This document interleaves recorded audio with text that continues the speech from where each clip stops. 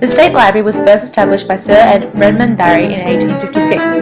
He declared it the People's University, a place of freely available information that would be accessible to everyone in the slowly growing colony of Victoria, no matter their place in society or wealth. It was one of the first free public libraries in the world.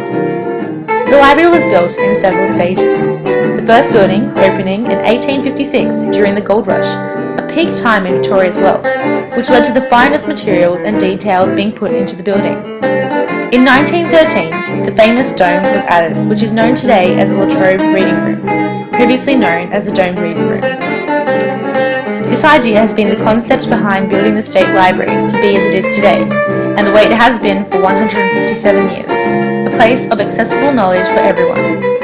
Key features of the library today are the refurbished dome and the Redmond Barry Reading Room, which are both equipped with the latest technology for resourcing and studying. On this level, level 2 as we call it, it's what we call our main information centre, and about half the computers in the library are on this level. Most of them are enabled for internet, which means they can be very popular when we get a lot of visitors to town. And you can get 15 minutes of internet and catch up with your emails here, if you can find a computer that's free. If not, you have to stand in a queue just over there. The library is a reference library, of course, and we work through the catalogue, so a number of these computers are set aside specifically for the catalogue. If you're searching for something and you find it in the catalogue, you can then request. In 1906, the dome was envisioned. It was often thought that the chief librarian, E.L.A.T. Armstrong, was the one who came up with the vision of the dome during his travels overseas. However, his travels became much longer after his vision for the dome began, but Armstrong was still a firm believer in the idea of the dome regardless. On the 30th of May, Reed, Smart and Tappan proceeded with the plan of the existing wings with the new octagonal library inserted in the place of the rotunda and exhibition hall. When Tappan died in 1905, the firm he was part of was left in the hands of F.J. Smart.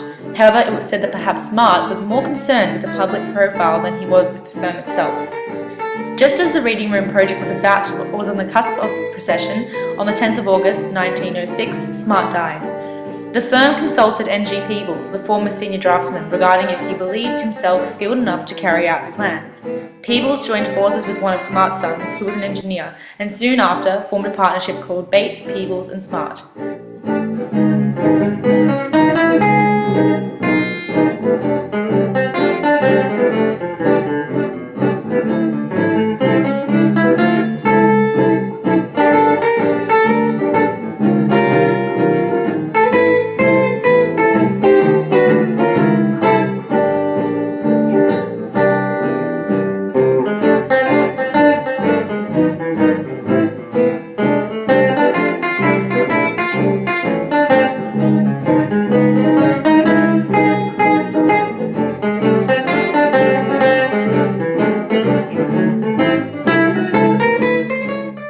In 1907, the Premier entrusted the State Library with £10,000 for the construction and inauguration of the new building.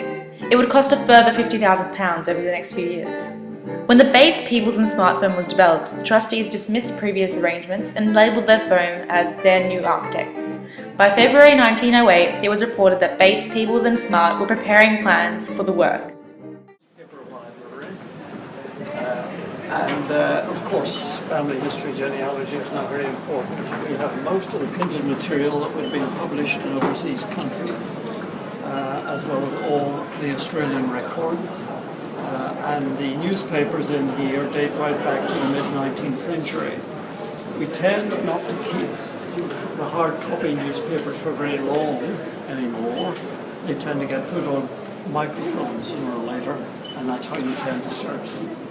We have all of the Australian newspapers, all the Victorian newspapers since the first one in the mid-19th century, and we don't carry very many overseas newspapers now because they're too easily accessible through the internet web pages. Let's continue in this direction.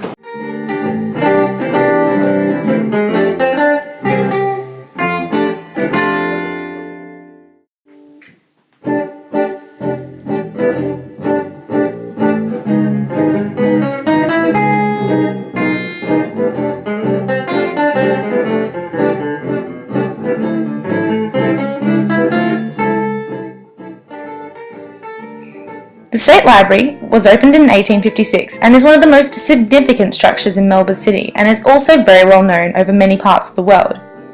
As said by the tour guide at the State Library, if you look up domed libraries of the world, the State Library will be high up on the list. It was one of the largest domes in a structure for a long time and is still quite the marvel to look at and admire. The design of the State Library was thought of by architect Joseph Reed, who was the man that won the design competition, thus resulting in him being the one selected to design the entire structure. Reed was a huge enthusiast on classical architecture, such as columns, domes, etc., specifically European architecture. The books that are on site in storage, the stack is underneath our feet on level 1. And that's about 50% of the collection. We've got 2 million books. Half of it, however, is in a special store in the University of Ballarat, which is 1 hour's drive to the west of Melbourne. Those are the items that the librarians deem unlikely to be requested very often.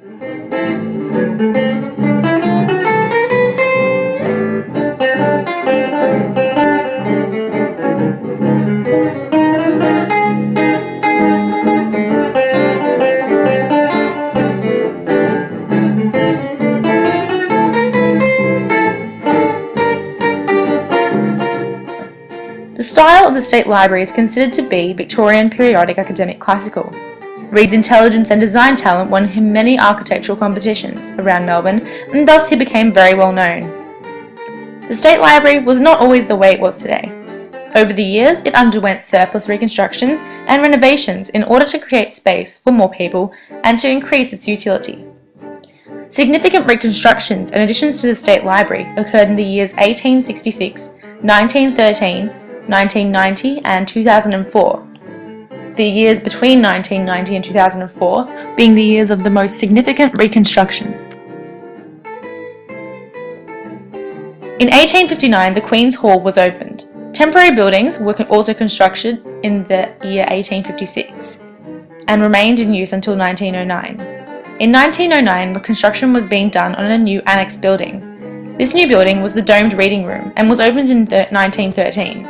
It was designed by Norman G. Pevels. Reconstruction occurred a lot between 1990 and 2004.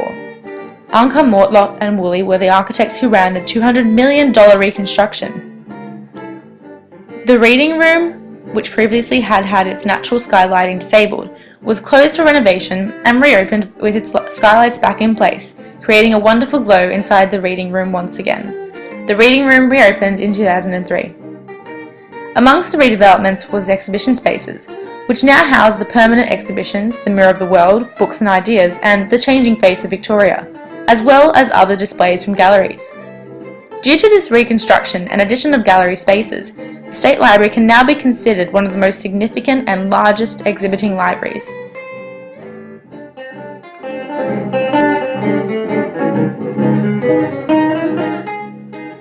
With its exhibition spaces, the State Library is used to display many different types of presentations, from exhibitions on theatre productions and costume displays to design exhibitions. In the centre of Melbourne, the library is a popular exhibition hall.